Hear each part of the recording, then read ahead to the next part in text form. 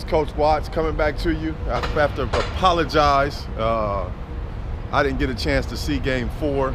We were doing a fundraising event with the food, the Kick Hunger Challenge with John Howie, a celebrity chef here.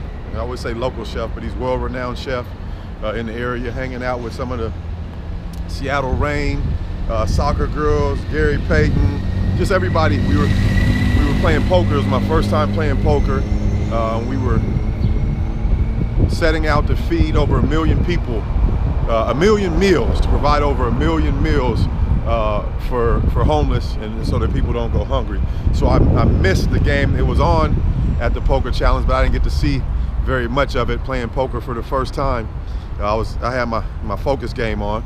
I saw the highlights. I know the stats. I know that Cleveland came out as you would hope, as a champion would. They came out swinging and made a not necessarily a good game. They blew Golden State out of the water. So here I am today, minutes before Game 5, and want to give my prediction of what I think will happen tonight. I think we're in for a good game, more like the Game 3 game. I think Cleveland will come out swinging. I think Golden State will come out swinging. I think there'll be a number of runs. I know the way that Cleveland won, I don't believe it's sustainable for them to continue to win that way and win this championship. Basically they beat Golden State at Golden State's game. They set the NBA record for threes in the finals and all those kind of things, and that's not really, to me, at the end of the day, where their advantages are. If you listen to my post before, I think that Cleveland has a chance to win. I actually, going into it, predicted that they might have too much size and too much ability for them. I thought last year the combination of, Kyrie Irving getting cooking and Tristan Thompson getting offensive rebounds and giving them multiple second chance opportunities when Draymond Green and then Bogut were out is what ultimately won the series for him. So I thought that might be the case before, but we know what's happening with that, with Mr. Kardashian. No, with Tristan Thompson, they call it the Kardashian curse. He has been not effective at all in this series, and I think that's really hurt them. But for me, the advantage that Cleveland has is the physicality advantage, and I would like to see LeBron operate at the mid post and set screens and allow himself to catch the ball at the basket, at the block, and at 15 to 18 feet. I think that's where he would give Golden State the most amount of problems, as opposed to being the 6'9", 260 point guard, three-point shooter, and the guy who stands outside the three-point line waiting and watching Kyrie operate.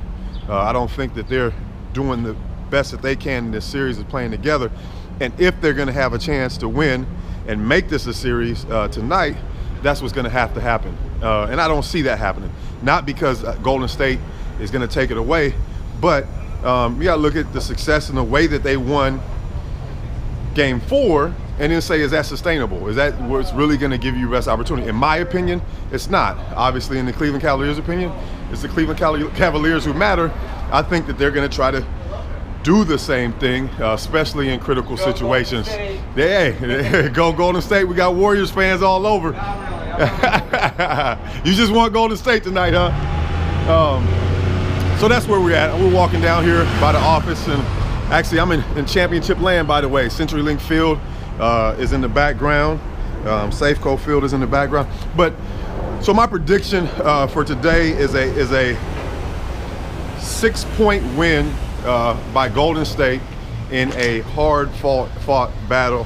I think that your superstars are going to show up and they're going to come to play, but it's going to come down to your supporting cast. And in the supporting cast, I'm talking about the Draymond Greens, the Tristan Thompsons, those guys. It's hard to call Draymond supporting class, but he's a glue guy. But those are the guys that it's going to come down to, who's going to ultimately win this series. And I think Golden State closes out today in 5.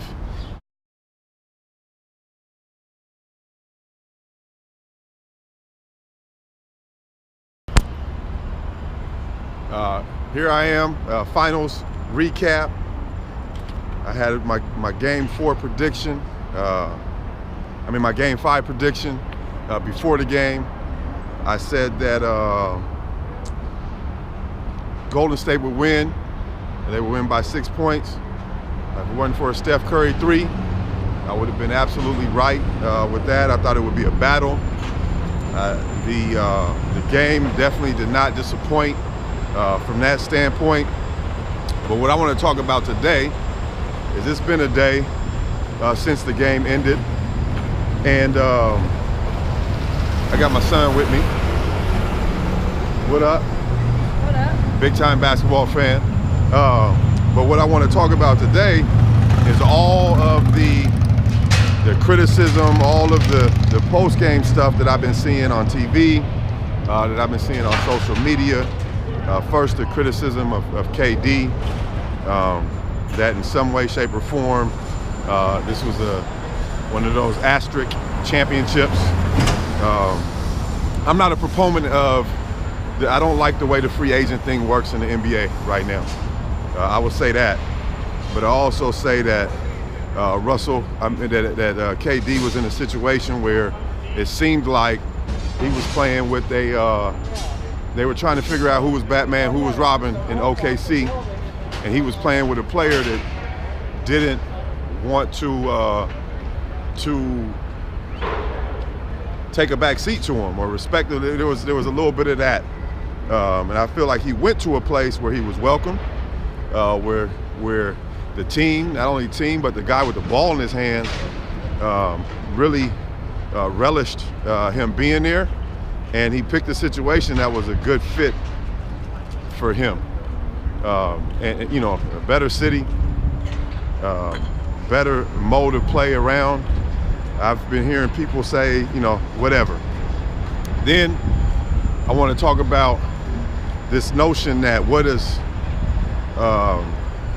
Cleveland need to get if they're going to beat Golden State? Like what free agents can they get or whatever? I think this would be a really interesting dynamic offseason for Cleveland.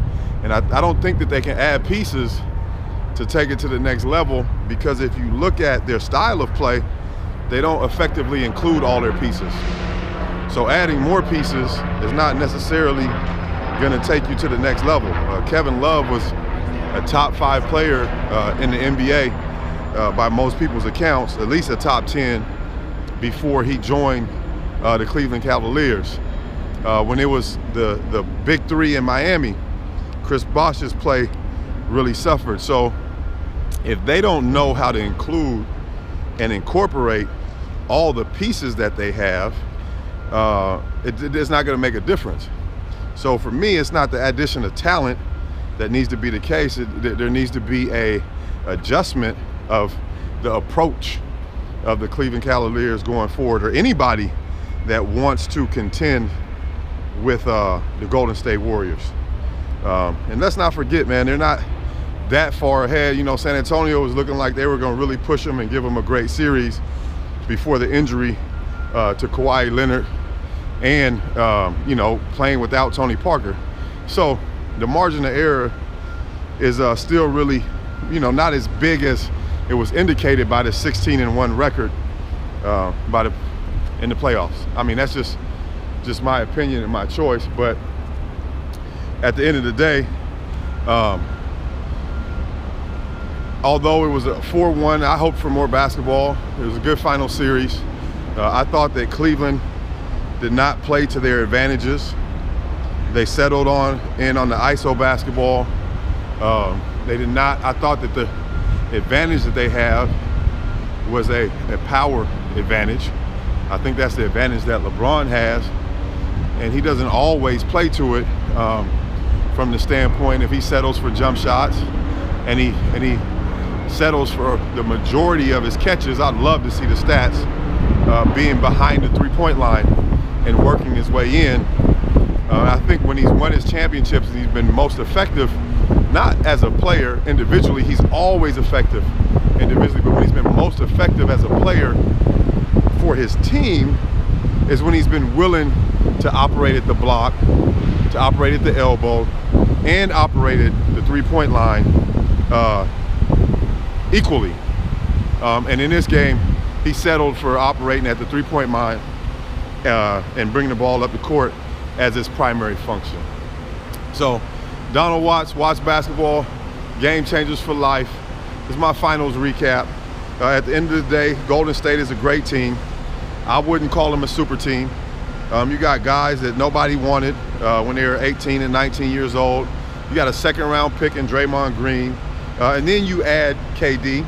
But at the end of the day, the core of their team are all guys that went to college, that had to figure it out in college and were question marks coming to the NBA. So I think they're a super team from the standpoint of they play a super style of basketball, but I don't think they're a super team from the standpoint of being supremely talented. All those guys were drafted by the Golden State Warriors, except for one, Kevin Durant. So it's an organically grown super team, if anything else. So that's my take. I'm looking forward to next year. I'm looking forward to the offseason to see what the general manager, coach, and best player in the NBA in Cleveland, LeBron James, decides to do to try to take this thing to the next level in Cleveland. And I think Golden State will pretty much stay intact as is with the rest of the league. Well, not the rest of the league, with San Antonio, with Cleveland, with Chris Paul and the Clippers figuring out what they're going to do to try to make a run to knock off the Golden State Warriors. Donald Watts, Watts basketball, game changers for life. Peace.